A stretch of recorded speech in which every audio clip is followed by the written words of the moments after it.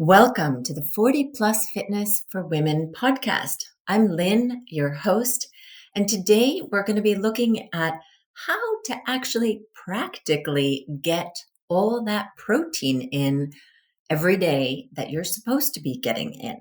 Now, I have to start by apologizing if the audio quality is not quite what you're used to on this podcast, but my beloved Rode microphone decided to stop cooperating yesterday and I haven't gotten it working. So today I'm actually recording this using the microphone on my laptop. So considerably worse quality, and apologies for that, but I wanted to make sure to get this episode out this week. But by next week, hopefully, I will have this problem solved. All right, so let's get into the topic. So what is the recommended amount of protein that we should be getting? So now I'm speaking to women who are in midlife, who are trying to retain and build muscle. And for us, we should be eating somewhere around 0.8 to 1 gram, and that's per pound of body weight. And there you should be looking at your ideal body weight. So if you're considerably overweight, think about like, what is your target weight? And when I talk about ideal body weight, I also don't mean like so that you could look like a bikini fitness model, but some reasonable amount of weight as your goal. And what you will find is that that can be fairly challenging. Let's first look at the reasons why it would be important for you to really be targeting that amount of protein. First of all, as you get older, your body actually gets worse at processing and making use of the protein that you eat.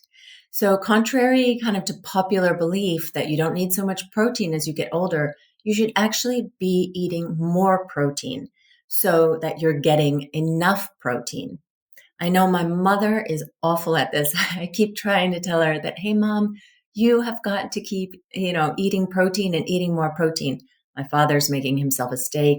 She's having a salad with a tiny little bit of meat. She's like, but I had some cheese on my sandwich this morning. I'm like, no, Mom, that is not enough.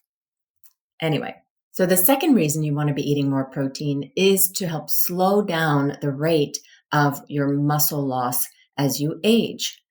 The third reason is if you're trying to build more muscle, you need the material to build the muscle from. Protein contains amino acids, and those are the building blocks of muscle.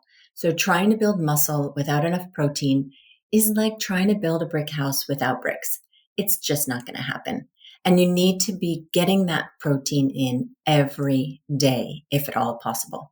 So the fourth thing is something that's not talked about very much, but I think anecdotally, people do notice this when they start eating more protein, is that they don't have these weird cravings or these weird feeling like, I still need to eat something, but I don't really know what.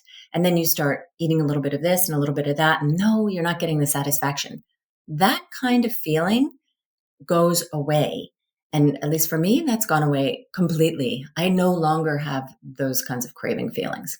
And the fifth reason is that you will feel fuller for longer.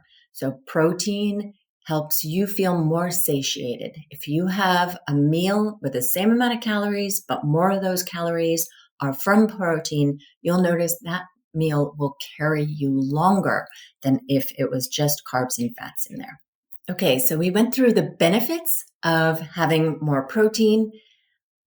But now, how do you know how much more you should be eating? How do you know how much you're eating now? Well, unfortunately, the only real way to know is to track. And you don't need to track for a long, long time, but track for, a few days, like typical days of what you're eating. So I would pick a week where, you're not on holiday, there's no major parties or whatever, just normal, regular, everyday life, and start tracking. So get a kitchen scale, probably you have one at home if you do any kind of baking, and weigh the protein that you're eating. So weigh that chicken breast that you ate, weigh the milk that you put in your coffee, weigh the yogurt that you put or that you ate today. Everything that has protein in it, weigh it and write it down on a piece of paper, and then enter those numbers into a macro tracker. I like to use Fat Secret, but I know that a lot of people use MyFitnessPal. So those are two of the big ones.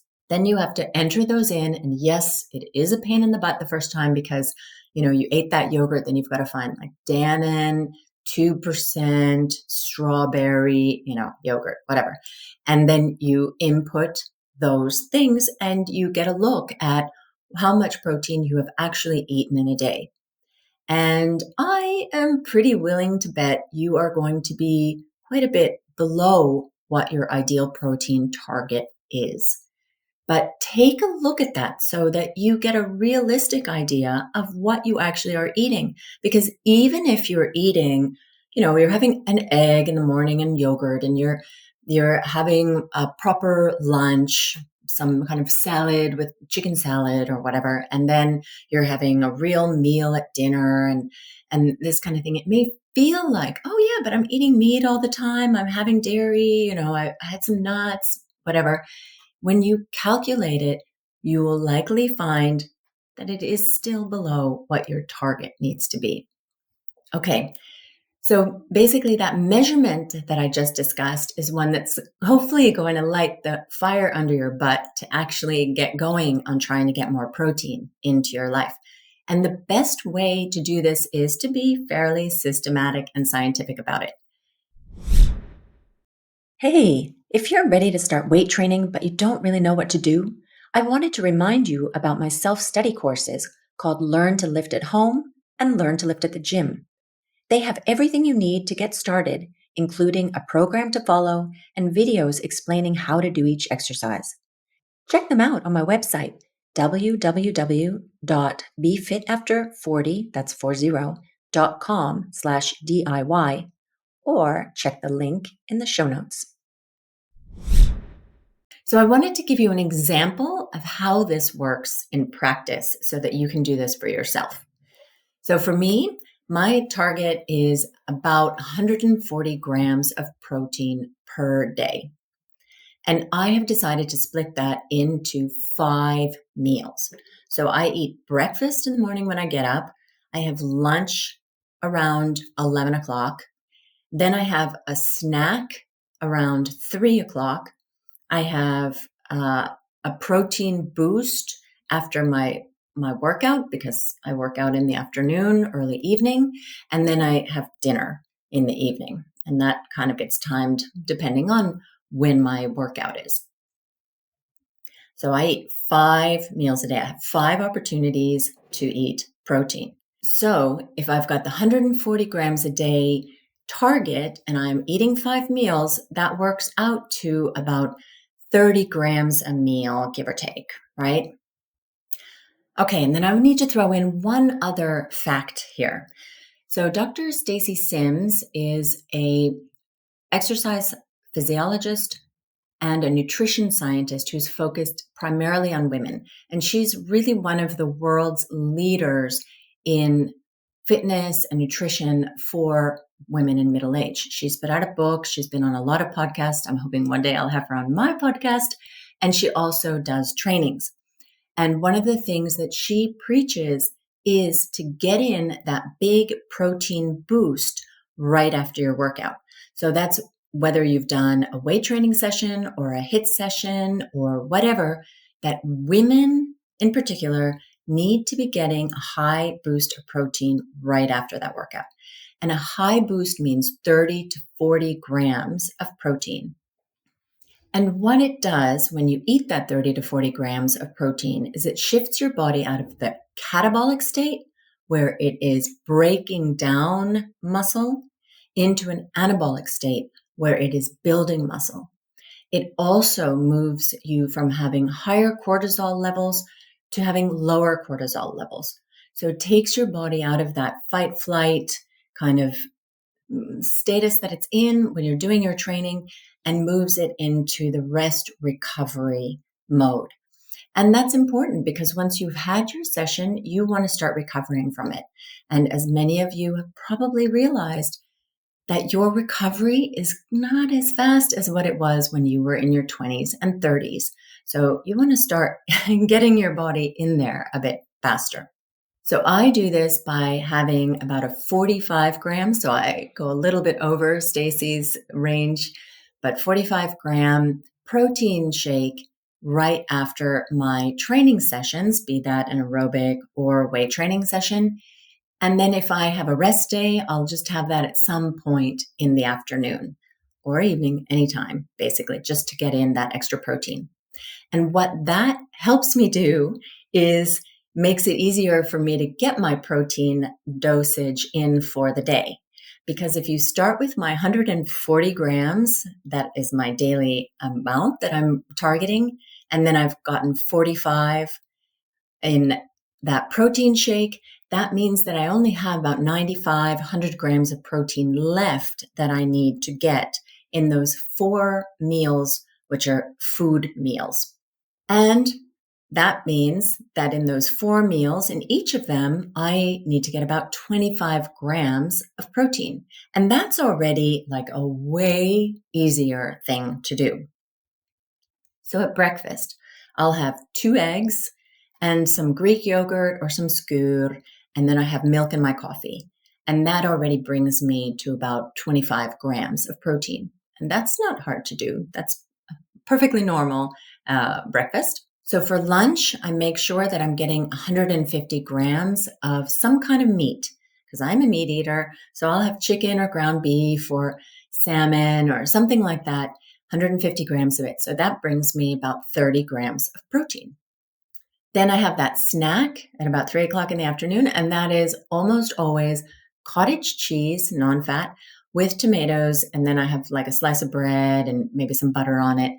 So that brings me another 30 grams of protein. See, so this is not so difficult. Plus, it means that I'm eating so frequently throughout the day that I'm not actually getting terribly hungry at any point in time. Then I have the protein shake after my workout. And then finally for dinner, I have the same kind of thing that I have at lunch. So something where I plan to have about 150 grams of meat, plus all the vegetables and whatever that go around with it. So that's how I do it. And when you break it down like that, it actually is not that difficult to achieve. But it does require me to plan a little bit ahead. I like to make big batches of certain foods that I don't mind eating over and over again. So I'll make a batch of spaghetti and meat sauce. I'll make fajitas. So I'll make the chicken and the veggies for that, or like ground chicken bowls. And then I'll eat that for a few days. It's hardest to stick to this if, it's mealtime and you go to the fridge and you're like, okay, so what do I do now? And you have to start from scratch. So it is requiring some planning. So that's all there is to it in a way. It's fairly simple, but you do need to do some planning and do some measuring to get it done. So to summarize, you want to aim for 0.8 to 1 gram of protein per pound of body weight. And there we're talking about your ideal body weight. 2, as we get older, we need to pay more attention to eating protein because our bodies become worse at processing it. So our bodies are not able to utilize all of the protein that we're eating as well as it did when we were younger. Remember to get in a big dose of protein after your workouts, 30 to 40 grams. And this is specific for women. Men have a longer window of opportunity in getting that protein dose in. But for women in midlife, 30 to 40 grams as soon as possible within 30 minutes of finishing your workout or training session is ideal. Recommended by Stacy Sims. And finally, to get in enough protein requires some planning. If you have any questions or comments, please feel free to reach out to me in Instagram and, follow me in Instagram because I do have a lot of other content there that I don't necessarily bring here to the podcast. I can be found at BeFitAfter40 _ with Lynn, and the link is in the show notes. And with that, I leave you for this week. Happy training. By the way, I wanted to mention that if you would like to support this podcast, you can buy me a virtual cup of coffee. It's a kind of a way of leaving me like a little tip, which would be very, very appreciated. And the link for buying me a cup of coffee is in the show notes.